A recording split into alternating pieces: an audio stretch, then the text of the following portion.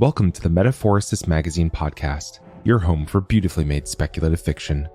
The magazine is edited by B. Morris Allen, and I'm your host, Matt Gomez. This week's story, narrated by the author, is Mission and Submission by Will Gwaun. Will comes from England but lives in Austria, where his struggles with the German language and foolish instinct to just politely agree whenever he hasn't understood something have a way of turning even mundane encounters into adventures in the surreal.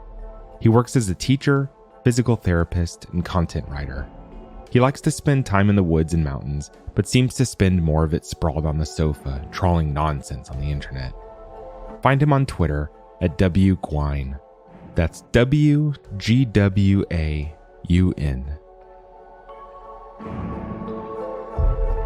Let's jump in.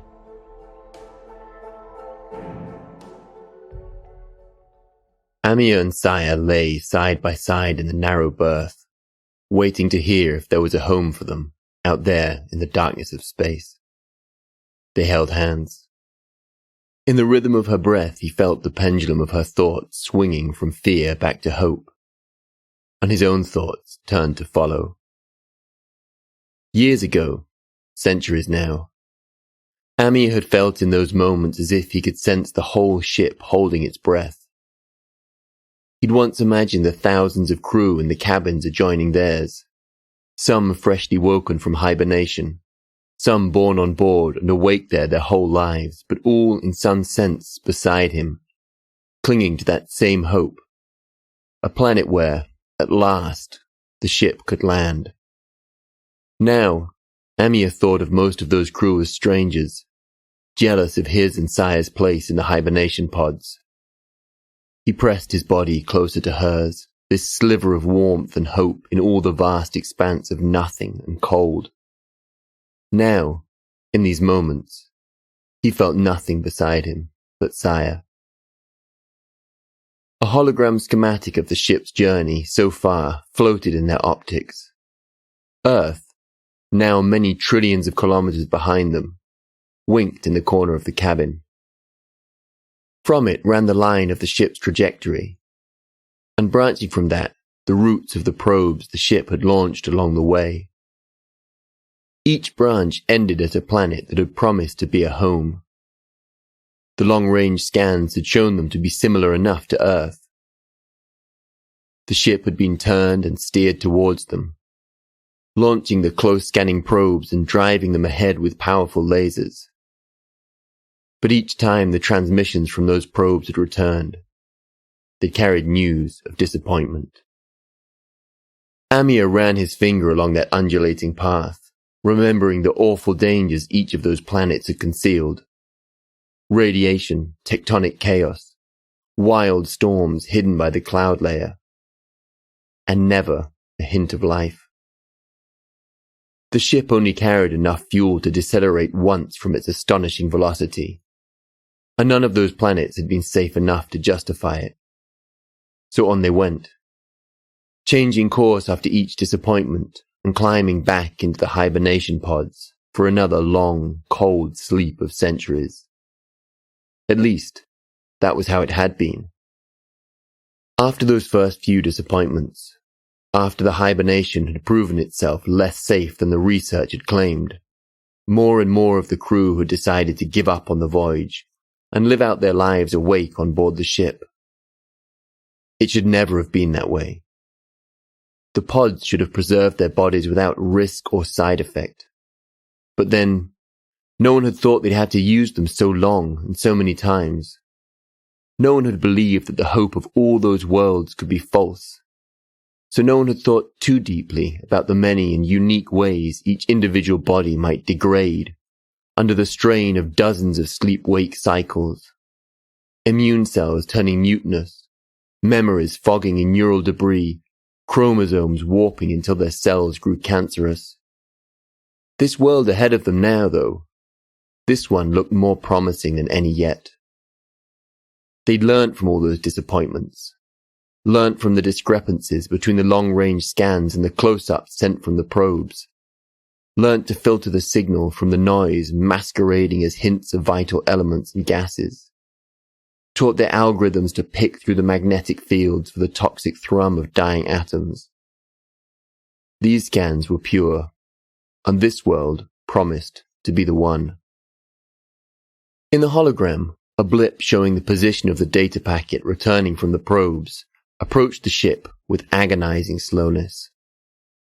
They should have woken in time with its arrival, but the probe's journey had been delayed by some few hours. It felt like days. I dreamed about the world ahead, I think. Saya murmured in that low voice she used when speaking to herself. Yes? What did you see? Amir asked, amused as ever by her surprise that she'd spoken her thoughts aloud. She rolled onto her side to face him, that teasing glint creeping into her smile. Other people's dreams are fundamentally impossible to find interesting, she said, quoting a faux pas of his from some fundraising for the mission dinner, a lifetime ago but still funny to them. The teasing sparked a prickle of desire in his stomach, and he slid his hand over her palm, lacing his fingers between hers. Not your dreams, Sai, other people's dreams. He pouted, impersonating that outrageously over-rouged heiress and possible donor he'd offended at the dinner, quoting the rebuke she'd given. This dream, I assure you, is quite fascinating. He held the raised eyebrow a moment and then dropped the act, lowering his head to the pillow, reaching out to slide her hair from her cheek. Please, Sai, I love to hear your dreams. It was true. It felt like a gift to be let into that strange and private world. They looked at each other for a moment, and then the smile she gave him made his heart shiver. I don't know, she said. It's mostly a blur. I was waking from the deep. The mention of deep sleep made Amir suddenly conscious of the ache in his back and the numbness in his feet. They'd been in deep almost 200 years. It shouldn't have mattered how long you were down for. It was waking from the deep that took its toll, the draining of the desiccating and freezing agents. He shifted in the bed. At least the ringing in his ears and the thudding in his head had passed. You remember something, though? He asked. In the dream, the sky was lilac, like you said. I want to retract my bet. They always made a bet. On Earth, they had both worked on the sensors that performed the scans, and that question about the color of the sky seemed to be asked at every press or outreach event. One could answer with educated guesses based on refraction and reflection, the fingerprints of gases and starlight. But atmospheres had many layers, so no one ever knew the sky's color for certain until the probes punched the clouds, turning their eyes skyward, and returned their scans. No, no, no. He squeezed her hand. You bet orange, and we shook. Which do you want it to be, though, when we get there and look up at the sky? Which do you want to see? She said. Blue was obvious. Blue would likely be the color of an atmosphere close to Earth's. That might make things easier. But Amir hadn't come all this way to find another Earth. He'd been dreaming of other worlds since he first saw the night sky from somewhere beyond the smog and streetlight haze of the city, young enough to sit on his mother's shoulders and be told how every star was a distant sun, where planets might turn, on which life might dwell. Through school and college, and postdoc and professorship, he'd done and thought of almost nothing else but ways to look deeper into the dark of space for the telltale signals of distant worlds. How did it feel in your dream, being under a sky that color? He imagined it, how the settlement would look as it unfolded from the ship, the plans they'd spent decades on coming to fruition in the glow of a lilac noon. I could live happily under lilac, Saya said. They held hands and watched the blip crawl those last centimeters to the ship.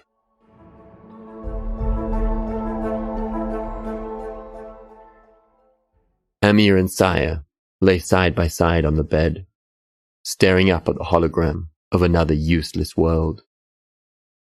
I really thought this one was... She began, but trailed off. The disappointment too heavy, too mundane and miserable to put into words. There was no avoiding these cycles of hope and disappointment. They could not simply remain in hibernation until a suitable planet was found. The length of that slumber had to be decided in advance, and could be neither shortened nor extended. The dosage of freezing and desiccating agents seeded in the tissues had to be measured exactly, and, once there, could not be cleared from the tissues without the destruction. For those of the crew who wished to avoid using up their lifespan aboard the ship, the routine was to go into hibernation until the moment the probe scans were due to arrive. They would wait to see the results, hoping to need return only once more into the deepness for the final leg of the journey to the planet they'd call home. Instead, each time they'd woken, they'd learnt the planet they'd found had proved to be a failure, like all those before, and they would have to return to hibernation as the ship took them onwards into the darkness. "It isn't certain it's a failure," Amir said. "Not absolutely, not yet." But it was. The comms channels flickered with the discussion between a score of different expert groups, each with their own analyses of this world's hidden treachery. There would be a vote soon, but the preliminary polling was so clear that it was hardly worth it. They would go on to the next planet, or at least to the point where the transmissions from the probes would intersect the ship's vector. 300-something years of ship time. On the channels, people were already talking about whether they would take that sleep. Of the thousands of crew, there were still some 500 like Amir and Saya, born on Earth and in it for the long haul. The others had peeled off slowly. After 6 or 7 or 10 disappointments, they decided they couldn't risk the hibernations anymore. They wanted to take a chance at some kind of life on board. The ship held facilities meant to provide the building blocks of the settlement, hydroponic greenhouses and algae vats to feed and clothe them, observatories and laboratories where they might study those uncharted worlds. Even spaces for schooling and sports could be made within the inner centrifuge. It was enough to make a life in, so people said. Amir avoided hearing about the life built by those who'd given up on the journey. Meager as it must be, there was a siren call feel to it. It could hardly be worse than the cupboard of an apartment he'd grown up in that bleak, fume-choked city crumbling into the ocean. Saya rolled on her side and stared out of the porthole at the stars and the darkness between. "Do you ever think," she said, and a long silence followed. He looked at her, the dark rings of her hair coiled on the pillow, the contour of the muscles in her shoulder. Even more beautiful now than in all the years he'd known her. "What?" he asked. He heard in her breath the weighing of whether she should finish that thought aloud or not. "You ever think we should have stayed on Earth?" she said at last. "No," he answered automatically. He hadn't, and even the question provoked a wave of anger he couldn't quite understand. What is there on Earth? "Well, it's not a question of what is," she said. "Not anymore. But don't you think about the things that were there, the things we left behind?" "Well, of course I do, but..." He laid his hand on her shoulder. He wanted her to look at him.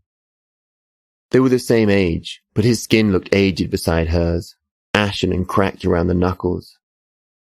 He tried to remember if he'd noticed that before, but didn't think he had.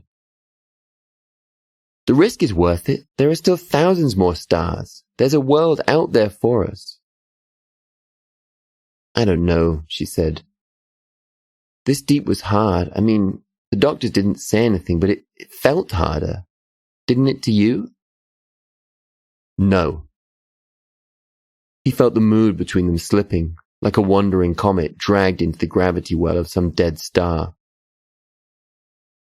Why don't we look at the scans for the next planet? The data from the probe might show us something about them. Not now, she said. I can't just sit here anymore. I want to walk around a bit, see the habitats. She got up, and he watched her dress. It frightened him. They didn't walk around. The only place to do that was the inner centrifuge, which housed the communal habitats used by the shipborne, the descendants of those crew who'd centuries ago abandoned the hibernation pods and made their lives on board. The long haulers, those who'd come from Earth and still clung to the plan of sleeping through that long journey, didn't want to know about the lives of the shipborne. That, at least, was the mostly unspoken consensus that Amir had felt. Long haulers didn't really regard the shipborne as part of the Exodus at all, but rather some detail encountered between Earth's cradle and humankind's destiny in the depths of space. What was the sense in getting to know people, only to go back into a deepness you would not wake from before they and their children and grandchildren were long dead? Long haulers didn't go up into the inner centrifuge at all.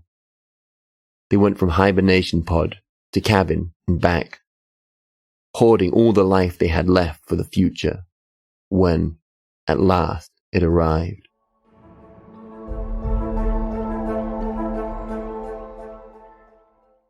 Saya came in and sat at the end of the bed. Amir lay on his side, staring at a hologram schematic of sensor calibrations for the probes being readied for send-off. Not to the next planet they would reach, but to those further ahead, just in case. This was his speciality, the role that had brought him his place on the ship. But in truth, he could hardly follow the schematic. The crew who'd given up on hibernation, and their children and grandchildren and great-grandchildren, had been refining these technologies for centuries, while Amir lay in hibernation. But whatever advances the shipborne made, he assured himself he could catch up once they finally arrived at the planet. After all, most of what he knew was self-taught. But then, that was back on Earth, with the minds of millions always at his fingertips. The ship rumbled, the drives firing to turn its course by fractions of a degree. You should at least go and see what they've built, Amir. It's quite amazing, the whole centrifuge, it's like a jungle, like a village in the jungle. All the metal, everything's hidden. I mean, they had a long time to do it, but it's still astonishing. Rivers, gardens, even the light through the branches looks enough like the sun. Amir said nothing. His parents had grown up in a farming village at the edge of the jungle and spoke of that place with nothing but contempt. A quiet tide of anger was building inside him. Her leaving the lower decks felt like an act of betrayal. I'm not interested in seeing simulations of a planet we left behind, he said. The course is set. We should be getting ready to go into the deep.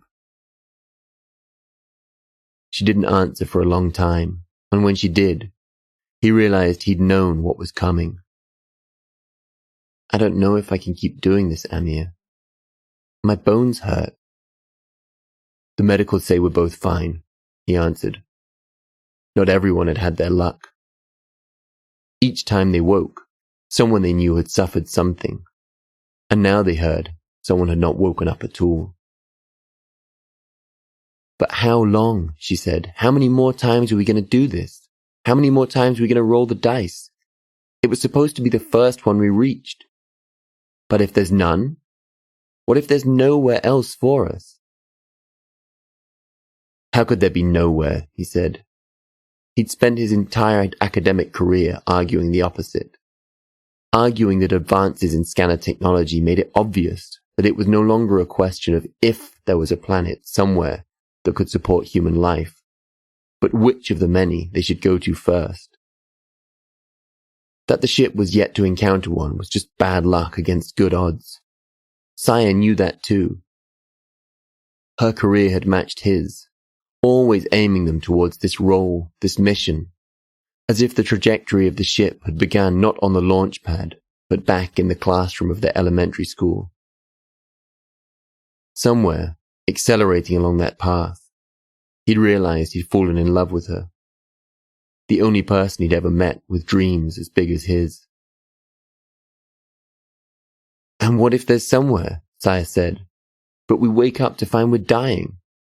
We could live on board. We're still young enough.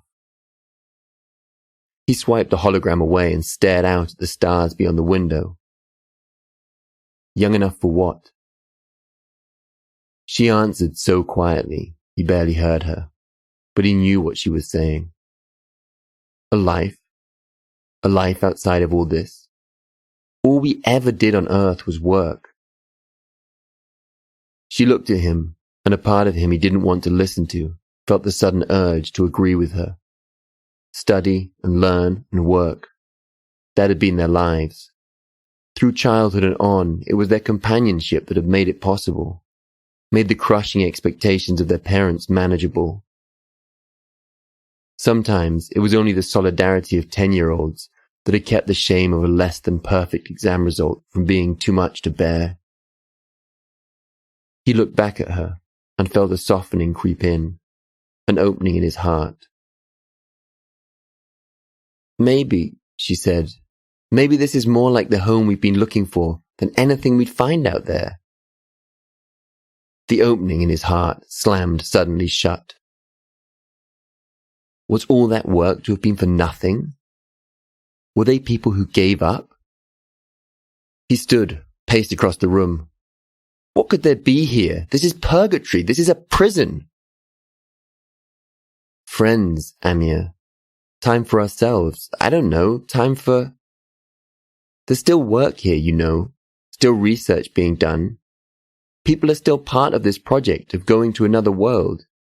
Even if it's not them that reach it, but their children or their grandchildren. The word children froze him in place.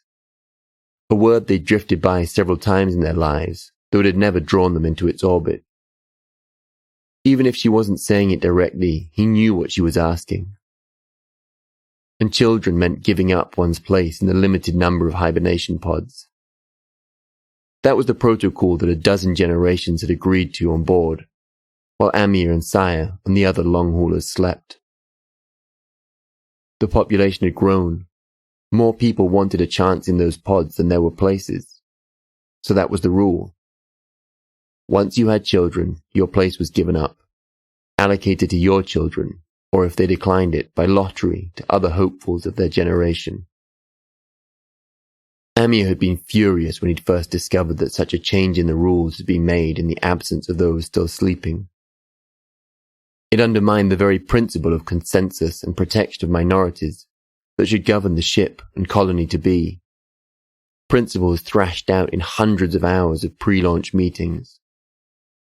But he understood it well enough. Deep in the human mind there was the imperative that the code inside one's genes would have a chance to live forever, one way or another. And besides, he'd seen in the records that there were movements among the shipborne population, not to support the hibernation pods at all, that their drain on resources was unnecessary. Terrifying to think what such movements could do if they grew large enough, now that consensus had given way to the wishes of the majority. There were more shipborne than long haulers now, and more importantly, they were awake while Amir and the others slept. What could be done to stop them? What good were those principles they defined without some authority to enforce them? Better then, the shipborne have a stake in the pod's ongoing function. That thought unfroze him, bringing his anger to a boiling rage. That they would have the temerity to make decisions for those like Amir who'd created this entire undertaking in the face of every doubt and opposition. So that's what you're telling me? The words blurted from Amir's mouth like gas from a blown airlock. That you're glad we found nothing? No planet, no home, no risk, no more work. Now we get to stay on board where it's nice and safe and nothing changes, and live in tree houses and play happy families. That's what you want. After everything we've given to get here. Saya didn't cry. A hard few years of childhood in the flood camps had crushed that out of her.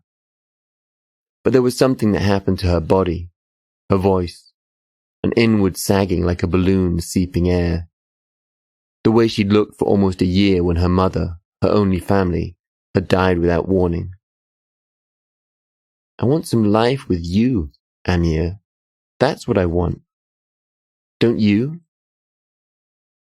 You think I want to have a family here? This is a society of people who've given up. You think that's the father I want to be? Saya's expression became one of wounded disbelief, one that for a moment he could not fathom until, by that strange telepathy of long companionship, he realized he knew what she thought he was referring to. Remembered a baking hot night when they were 16, standing on the rooftop of their apartment building. She'd told him then about another night, a decade before, when she and her mother and her father had fought through the floodwaters.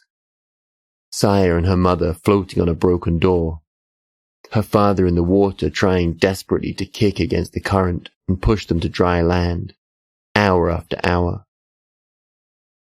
She told him how, when at last a rescue boat appeared and caught them in its spotlight, she'd watched her father just let go of the door and slide under the water, too exhausted to go on. She'd said she didn't know how to stop being angry at him for giving up, and Amir had felt utterly lost for something helpful to say, felt how profoundly childlike he seemed beside her. That feeling was still there, knotted up among all those other threads that wove together into their marriage. And suddenly that angered him, made him feel as if it was some trick to persuade him to acquiesce to the superiority of her argument, the maturity of her perspective. You think I'm talking about that? He was shouting. You think I'd say a thing like that to persuade you? How low do you think? I'm asking you to have the courage to see what's really in front of us, Amy. Sometimes we have to be brave and just accept change, and what we can't change. He didn't know what to do with his anger. The weight of what she was asking of him crushed the breath from him, as if a black hole had opened in his future. He left without a word, marched down the corridor, head down. The ache of the deep still groaned in his joints, but he couldn't stop.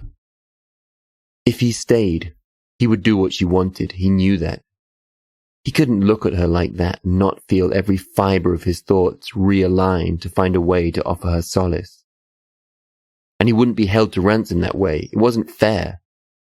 So he didn't stop until he reached the inner ring where the pods lay, most already filled with sleepers who'd returned directly after the disappointment of the scans. The hibernation process was automated. He only needed to strip off his clothes, lie down in the pod, strap the bands around his arms and thighs, and give the commands. He worked as automatically as the machines, giving the command to put him under for another 300 years, ready to wake when the next transmissions arrived. The clearance chit flickered on the display. He felt the needles ease into his skin, and the cold begin to spread into his muscles. It was only as his heart began to slow that he realized what a risk he'd taken, how unfair and stupid his assumption was that she would find out what he'd done and follow him. She would be, should be, angry at him, furious.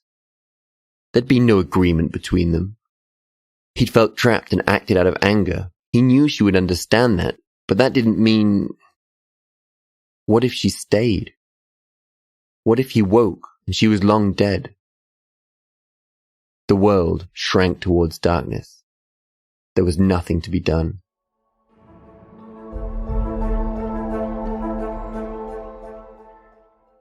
Amir lay in his pod waiting for control to return to his muscles. A hologram flickered into life in front of his face, offering him a status update. A cursor blinked, led by the movement of his eyes. Through the glass of the pod's front panel, He could hear the muffled sound of cheers, people calling back and forth through the vast space of the hibernation hall. With only the movement of his eyes, it was agonizingly slow to pull up Saya's status. When at last he managed, it glowed orange, showing she was in hibernation. But before he could read more, a message from her overlaid itself across the screen. Saya's face, smiling that indestructible smile of hers that she wore as armor against all the hardship that life was built from. She looked exhausted, aged, shrunken against her bones, black smears under her eyes. When she spoke, there was the edge of a tremble in her voice. Amir, I want you to hear this from me. I've tried many times to record this so that you will understand me, but somehow I can't find the words I need. So I would just tell you as clearly as I can. I'm recording this message 42 years since we last spoke, long in the past for you now. I've been awake for 2 years now. After you went off, after we argued, I didn't know if I would follow you. I know you were angry at me, and when you went into the deepness without me, I was angry also. But I came with you. I couldn't leave that argument as our last moment together. But there was some mistake. The dosage of hibernating agents was not metabolized correctly, and I woke after 40 years. I was very ill for a long time, and I couldn't help feeling like it was your fault. I hated that feeling, but I couldn't. She looked away from the camera, her smile wavering, looked back, trying to draw the smile back together, then left its ruins where they lay. I lived with the shipborne for these last years, and needed it, and my hope has returned. I don't think you could hear what I was trying to tell you about how much of me had given up. But living with them here, I feel like even if the planet is never found, something very special has been created here. And I think you would see the same if you let yourself come and experience it. But I miss you too much, Ami. I miss you, and I hate that you won't ever give this up. But that is what I love you for too. You never give up. I wish I could make this choice with you, but you're in there and I'm here. So this is all I can offer. You know the next planets that we send probes to. The next 4 are only just maybes, and 5 is hardly even a maybe. But 6 is a likely candidate, good as any. My body will most likely not cope with more than 4 or 5 more wakings at the very most. So I'm choosing to go into the deepness for the long haul, till the 6th planet. In my heart, I know it will hurt you to hear this, but in truth I've lost the belief that any of them will be safe for us, even the 6th. But I know there's a chance, and I want to give you as many chances as I can. I want to use what chances I have left as intelligently as possible. When I wake for the scans from the 6th, and it's good, I'll still have the strength to go into hibernation for the journey there.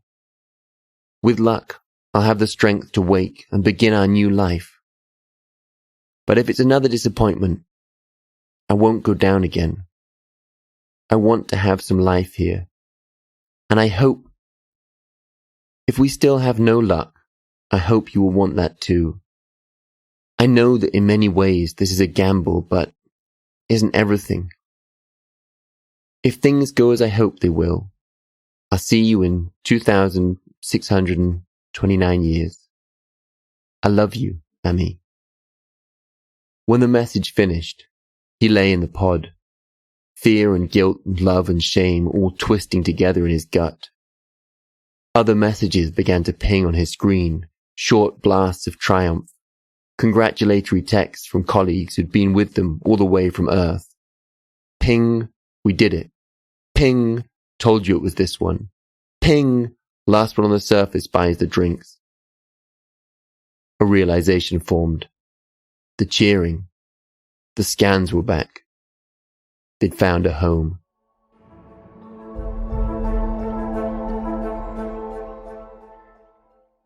Amir lay beside Saya, though separated from her by the walls of his pod and hers. He'd looked over the data the probes had returned. The world would be hard, but good enough. Everything he'd dreamed of. The sky in the habitable zone was a warm, reddish brown. He could live under that. The pod's voice asked him to confirm the length of the hibernation. He closed his eyes, imagining the way it would be as the ship landed and settlement began, as those plans he'd spent his lifetime making finally began to unfold. He imagined his footprint in the dust of that alien world, a moment he'd imagined since childhood, an image he'd drawn over and over with crayon and biro and smart pen, in the margins of exercise books, lecture notes, and the minutes of departmental meetings. The thought of it pulled on him, a gravity too massive to escape. The pod urged him to answer. Please confirm. The word stuck in his throat. The new world was right there, subjectively only moments away. One quick sleep and the purpose of all these years of struggle would finally be reached. He felt the piled weight of his long-dead family's expectations. They'd wanted him to do something sensible, something respectable and safe, medicine, law, had given their lives for him to do that. Only Saya had kept him from giving in to them. Now he was just a button push away from proving he'd been right. Please confirm, the pod repeated. He'd paced their cabin for hours, struggling with the decision, his thoughts tearing against each other in straining equilibrium like a blazing star, neither quite blasting apart nor collapsing, the explosive force of its fusing atoms grasped together in the vastness of its own gravity. The guilt of forcing her into a sleep that had almost killed her, his distrust and anger at the shipborne, the hope that their achievements brought him for the future of this at last found world, the anger at the position she'd put him in, the deep acceptance that her decision had been right in that moment, even if she'd been wrong in the end. Only now was he finally sure. What else could he do that would not risk too much? Confirm hibernation, he said. 2,629 years. He would sleep, on and on, until Saya woke. Hopefully, the settlement would prosper, and there would be people there to welcome them. But if they woke in the empty husk of the ship, or not at all, it was a risk worth taking. He wondered if the settlers would work on the atmosphere until the sky tinged closer to the sheer blue of Earth's, or if their factories might fill it with grey and choking smog before he woke, or some error might boil it from the planet so that he would wake once more beneath the blackness of space. In the end, it would not matter, for he knew that without Saya, there was no sky he could stand under and call that place his home. That was Mission and Submission by Gwaun. Thanks for listening. If you enjoyed this episode, we'd love it if you'd leave us a 5-star review on Apple Podcasts, Spotify, or whatever platform you listen to us on. Or, better yet, share the magazine and podcast with a friend. If you'd like to listen to more speculative fiction, visit us online at magazine.metaphorosis.com or on Twitter at MetaphorisisMag.